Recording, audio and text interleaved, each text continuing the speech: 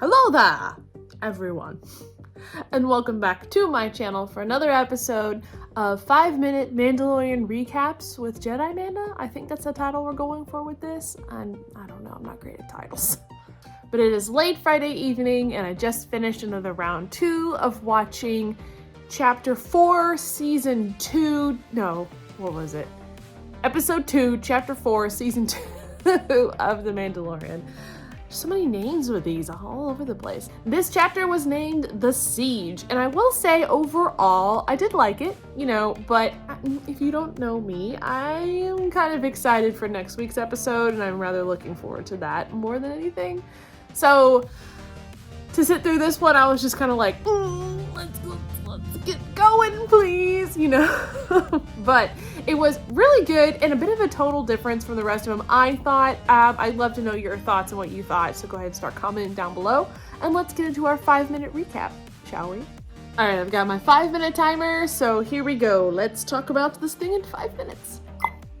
Okay, so let's see. We basically were on our way to Corvus, and then Mando very smartly was like, our ship needs repairs. And I just have to say, I know what everybody was thinking. That whole scene of the child helping him out, trying to get the correct wires to go the correct way, was very Baby Groot, Guardians of the Galaxy 2, and I really loved it. I don't care if people are like, it's just straight from the Guardian. I'm just like, shut up, it was adorable. And just happy to see, the baby was not fried, but he tried. And I'm really enjoying, the fact that they're really starting to understand each other. I don't know if you guys are picking this up like I am, but, the child is really understanding the, Din, and likewise, and it's fun to see them conversating back and forth. It's just showing the child is growing and kind of, moving on and getting used to his papa, his space papa. So I love that. So we land in Navarro. We see Cara Dune and Greef Karga looking $500 million. I love the fact that he got a new outfit, very Lando inspired, I guess we could say, because that cape is like 5 shades of awesome. I was just really excited to see a new outfit for him. I'm kind of surprised we didn't get really a new outfit for Cara Dune. Anybody else kind of feel that way? I mean, I get why the Mando's not getting a new outfit. I mean, obviously, it's different than Beskar armor, but I thought she would have a little bit of a change. It seemed like the hair was a bit different, but here we go. Let's see. Then we see. So I just love his cape. It's so freaking cool. So this episode was a very action adventure. It was directed by Carl Weathers, if you guys didn't know that, who is the one that plays Greef Karga.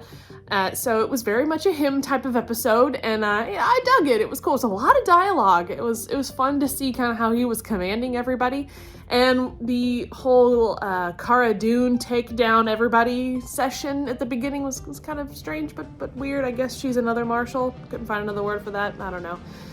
It just seemed as wooden as her acting. Anyways, moving on. Let's see, we get to, there's a base that needs to be blown up because there's Imperials, so we take our old guy that was frozen in carbonite as kind of the red shirt of the whole clan, but it's sort of, spoiler alert, he survives. So, we get there, everybody starts blasting their way through everything.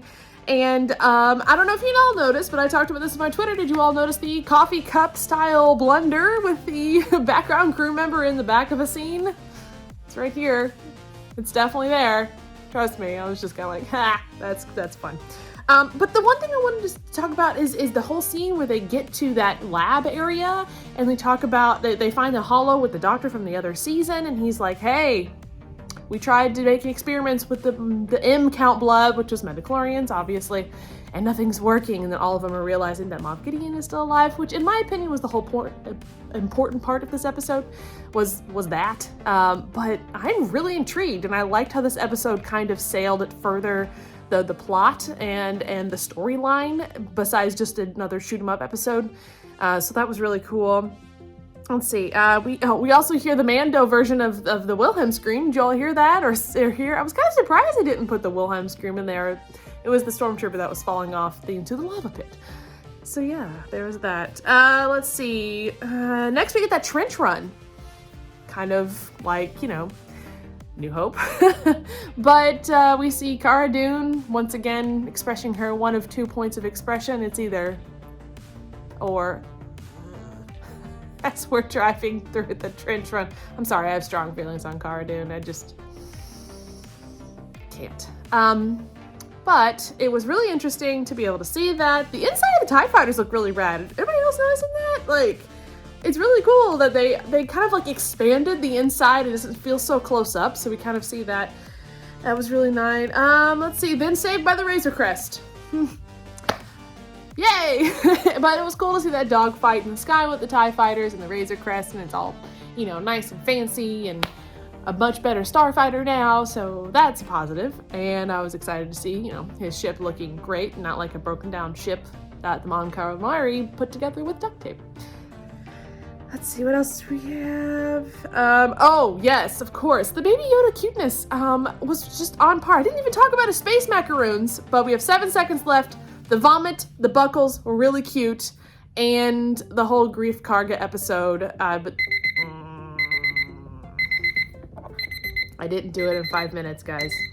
But to really quick recap, the Baby Yoda blue vomit with the blue macaroons that he stole from the kid at the beginning was really adorable, and it was really cute to see like Din kind of like wiping up his mouth really quickly, and you know, kind of like Space Dad. It was really cute and adorable and loving. And but the end scene with Moff Gideon and his clones, I'm assuming.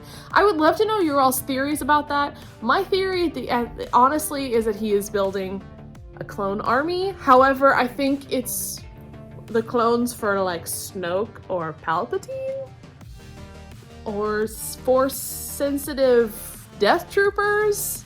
That's why he needs the Baby Yoda blood. I don't know. What are your all's opinions? I thought that was really interesting. I liked this episode as it stretched out the storyline a bit more for the whole Mandalorian. But next week we're going to Corvus, hopefully. It's Dave Filoni's episode, and I'm pretty sure we're going to see my girl.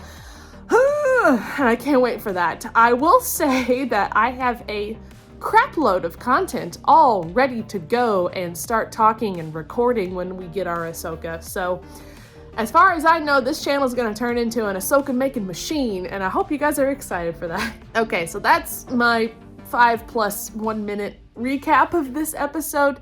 I would like to know your opinions on this episode. Write them below, your favorite parts, how you feel about Cara Dune, what your favorite Baby Yoda cuteness moment was, because personally mine was the space vomit, the blue vomit, and I'm gonna hopefully go find some blue macaroons to snack on later.